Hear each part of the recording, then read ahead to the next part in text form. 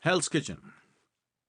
There is an ongoing debate between the proponents of vegetarianism and non-vegetarianism. I am often asked which is better. Vegetarians are often inclined to act holier than thou, while non-vegetarians often claim they are more robust and fit for the world, given that they are willing to include all the species on the planet in their menu. Great philosophies have evolved based on food choices. In yoga, there is absolutely nothing religious, philosophical, spiritual or moral about the food we eat. It is only a question of whether the food is compatible with the kind of body that we own. This compatibility depends on various ends. If being big is your biggest aspiration, then certain type of foods have to be consumed. If you want a body that supports a particular level of intelligence, or if you want a body with a certain level of alertness, awareness and agility, other types of foods must be consumed. If you are not someone who will settle just for health and pleasures of life, but want a body perceptive enough to download the cosmos, you will need to eat in a very different way. Depending on your aspiration, you will accordingly have to manage your diet. Or if your aspirations involve all these dimensions, you will have to find a suitable balance. Keeping aside our personal goals and aspirations, what type of fuel is this body designed for? This is something to which all of us should first pay attention. Modifications, adjustments, adaptations of diet should come later. If it is simply a question of basic survival, eat whatever you want. But once survival is taken care of and there is a choice, it is important that you eat consciously and are not led by the compulsion of the tongue, but by the essential design of your body. In the animal kingdom, you can largely classify animals as herbivores and carnivores. Those that eat vegetable matter are those that consume meat or prey upon other animals. Between these two categories of creatures, there are fundamental differences in the design and construction of their physical systems. Since our focus is food, let us explore the digestive systems of each. The whole alimentary canal is a digestive tract, from the lip to the anal outlet. If you travel down this tube, you will find some very fundamental differences between herbivores and carnivores. Consider a few significant ones. For one, you will find the carnivores are capable of only a cutting action in their jaws, but the herbivores are capable of both cutting and grinding actions. We human beings have both cutting and grinding actions. What is the reason for this design difference? Suppose you take a bit of uncooked rice and place it in your mouth for a minute or more, you will notice that it turns sweet. This sweetness is happening because right there in your mouth, carbohydrates are getting converted into sugar, an essential part of the digestive process, by an enzyme called ptyalin, which is in your saliva. Ptyalin is present in the saliva of all herbivores, but not in carnivores. So carnivores just have to cut their food into smaller pieces and swallow it, while herbivores have to chew their food. Mastication involves grinding and then thoroughly mixing the food with the saliva, hence the design modification in the jaw. If mastication happens properly, close to 50% of your digestive process would be finished in the mouth. In other words, the stomach region is expecting partially digested food to efficiently complete the process. In modern life, people are in such a hurry that we gulp our rush hour lunches without the food being properly masticated. The stomach is burdened not only with undigested food, but also with partially destroyed food. Today's kitchens have largely become places where food is efficiently destroyed. Food that is nutritious and full of life is systematically degraded through the cooking process, which depletes its nutritional value and largely obliterates its pranic value, its capacity to be energetically supportive. Next, if you look at the length of the alimentary canal for the herbivores, it is generally about 5 to 6 times the length of their body.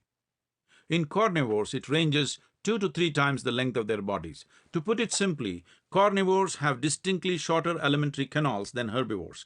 This difference clearly indicates what type of food each species is supposed to consume. If you eat raw meat, it takes between 70 to 72 hours to pass through your system. Cooked meat takes 50 to 52 hours. Cooked vegetables 24 to 30 hours. Uncooked vegetables 12 to 15 hours. Fruits 1.5 to 3 hours. If you keep raw meat outside for 70 to 72 hours, putrefaction sets in. One small piece of meat can evict you from your home. Putrefaction occurs very rapidly in summertime when the temperature and moisture are conducive. Your stomach is always a tropical place. If meat stays there for up to 72 hours, the level of putrefaction is very high. This essentially means there is excessive bacterial activity and your body must expend a lot of energy to contain the bacterial level, so that it does not cross the line that separates health from ill health. If you visit a friend who is sick in the hospital, you would surely not take him a pizza or a steak. You are most likely to take him fruit. If you happen to be in the wild, what would be the first thing you would eat? Definitely fruit. You remember, even Adam ate an apple, although we know what trouble that got him into. Then would come roots, the killing of an animal, and raising crops. Fruit is the most easily digestible food, and all human beings know this instinctively. Most carnivorous animals do not eat every day, definitely not 3 times a day. They know the food they eat moves very slowly through their tracts. A tiger is said to eat once every 6 to 8 days. He is agile and prowls when he is hungry, eats a hefty meal of 50 pounds of meat at once, and then generally sleeps or ambles around lazily.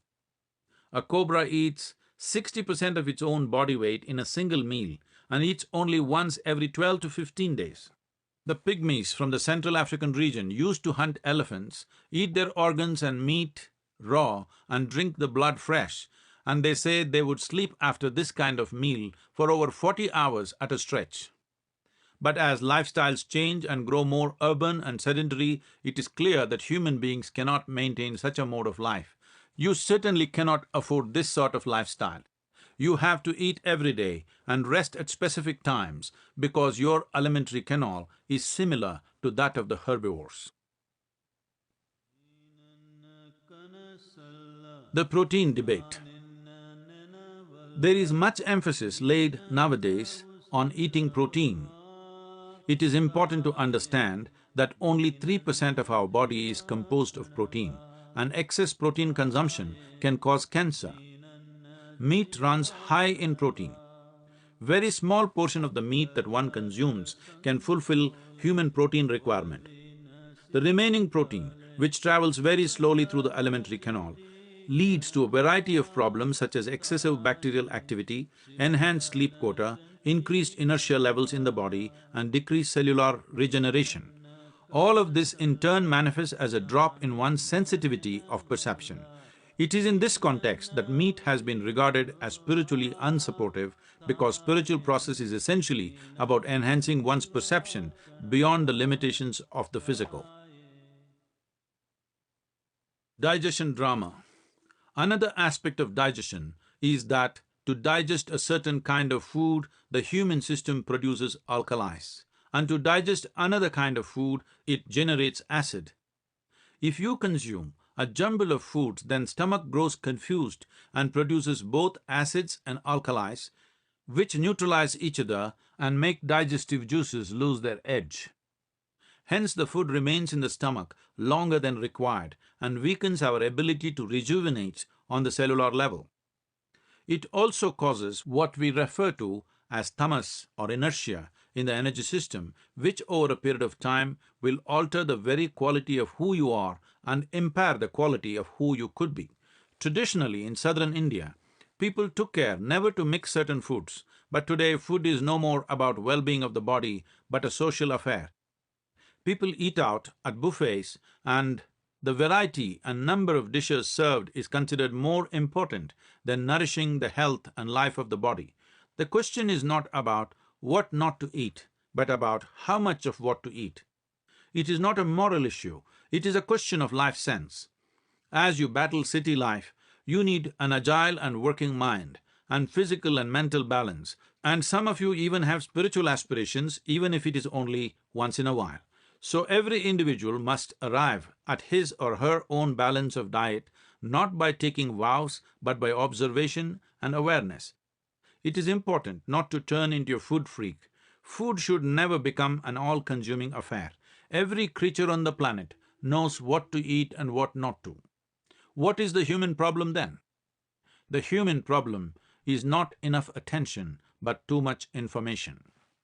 The yogic science works essentially with the interiority of the human being.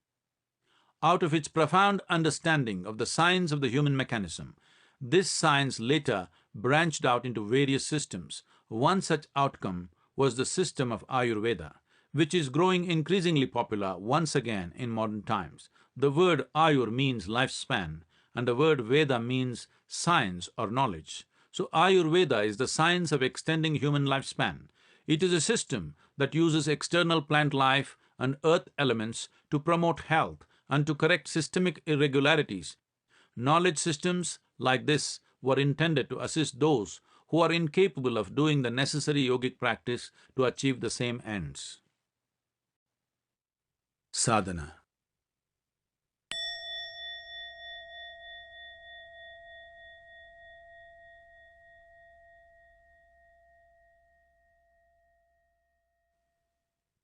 The consumption of a spoonful of clarified butter, ghee in India, on a daily basis a few minutes before a meal does wonders for your digestive system. If you consume clarified butter with sugar, as in sweets, it is digested and turns into fat. But clarified butter without sugar can cleanse, heal and lubricate the alimentary canal. Additionally, the cleansing of the colon will immediately manifest as a certain glow and aliveness in your skin. Even those who prefer not to consume dairy products could experiment with this because clarified butter passes through the system largely without getting digested.